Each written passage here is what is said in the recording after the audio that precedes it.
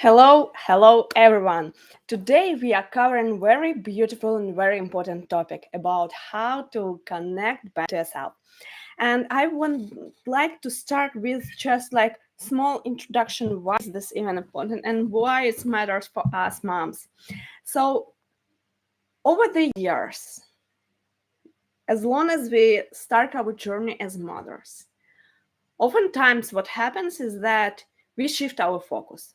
We start focusing on what our kids needs, what we can change and shift in our house to support them, to give them best childhood, to give them best development options and all of that.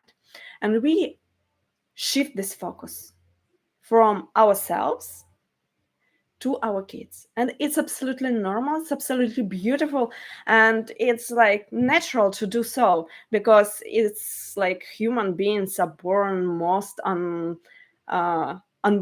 on their own. They need help, they need support, so it's natural that we shift our focus when we become mom to what our kids need. But over the years, when we shifting this focus, when we paying more attention to our kids, we start losing connection with ourselves. We start forgetting who am I beyond the motherhood, what I want, what I like, what fills me in, what supports me, what I enjoy doing, what are my hobbies. And a lot of times we even consciously put aside some dreams, some goals, and hobbies just because we think that there is no way I can do this. I have a little kid, there's no way I can do my hobby. Uh, it will be not possible to do around my kid. Like, we have a lot of limitation and story in our heads about why we cannot do something. So we put a lot of our thoughts, a lot of our dreams, a lot of our hobbies on the shelves.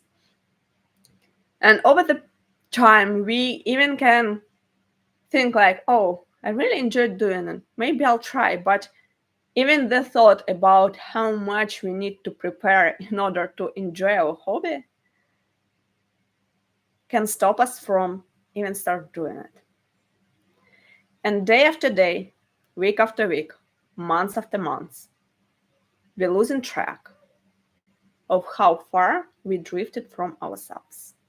We're losing track of where we are in this life. That's why it's really important for all moms to touch point with themselves, touch base and ask themselves, what am I enjoying? What I love? What brings me joy? What brings me happy?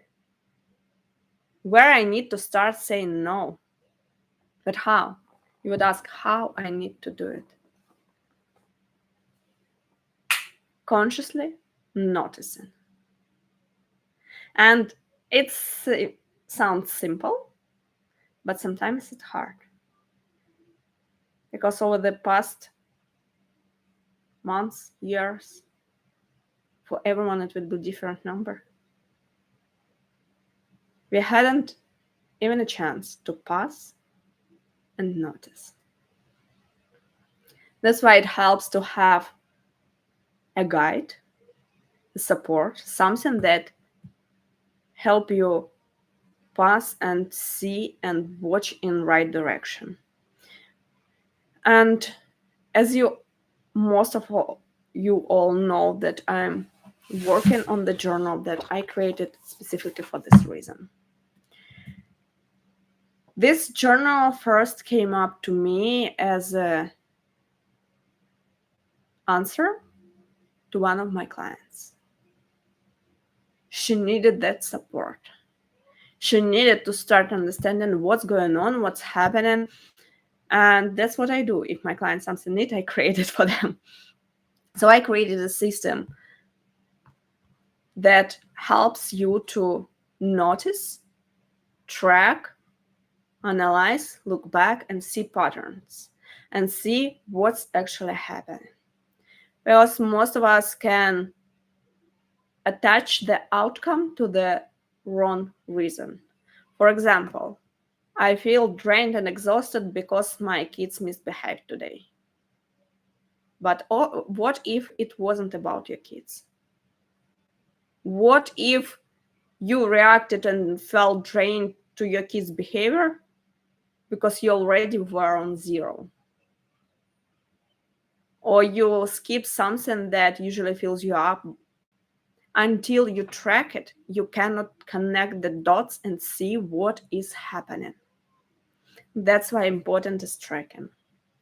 Also, a lot of you can say, yeah, but I kind of have in mind the picture of what's happening.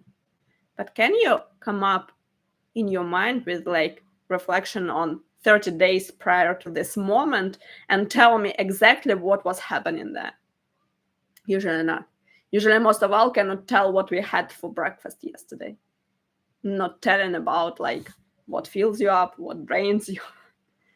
It's reality of busy moms. It's reality of moms who left on their own without systemic support from society on how to deal with overwhelm, how to deal with all the tasks that are landed on hands of modern day moms.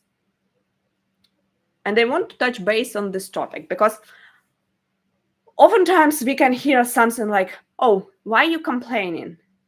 You have like washing machine that wash your laundry, you have drying machine that dries your laundry, you have like dishwasher that, like, we have all those gadgets and complain. Why are you complaining? Never in history. Never. Mothers were taking care of it all on their own. That's why it's so hard, despite all the gadgets.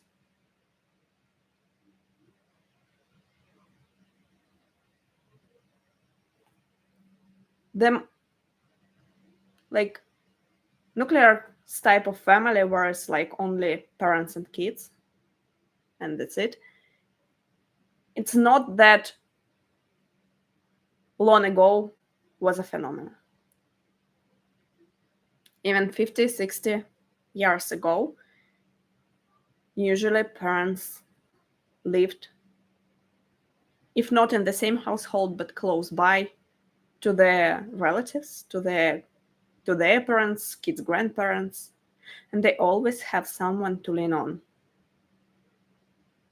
There is always someone who can step up in a 5-minute notice and help you,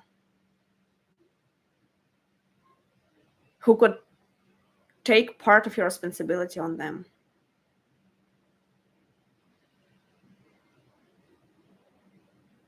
Nowadays became a common thing is to pay your parents to watch their grandkids.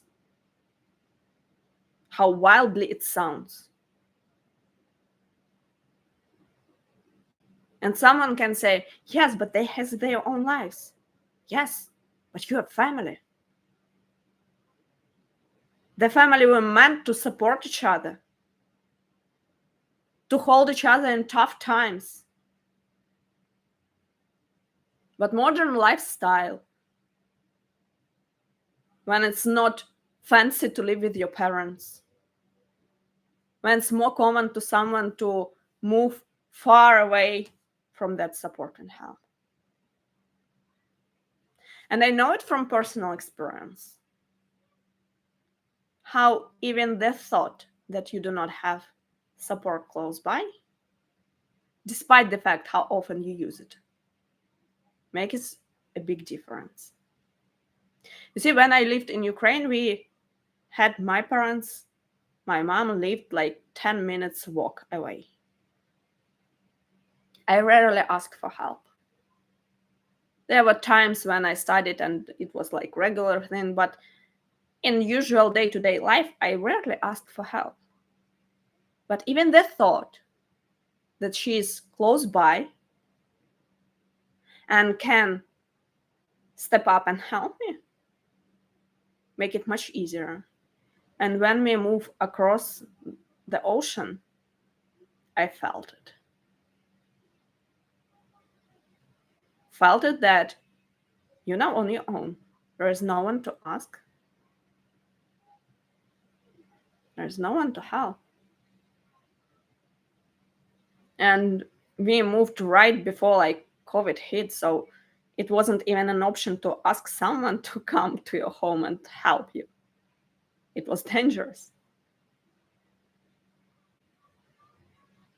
So modern type of life, despite all the gadget, doesn't make it easier on moms. It makes it harder because there's no one to lean on, no one to support. And for some, yes, they still have the support.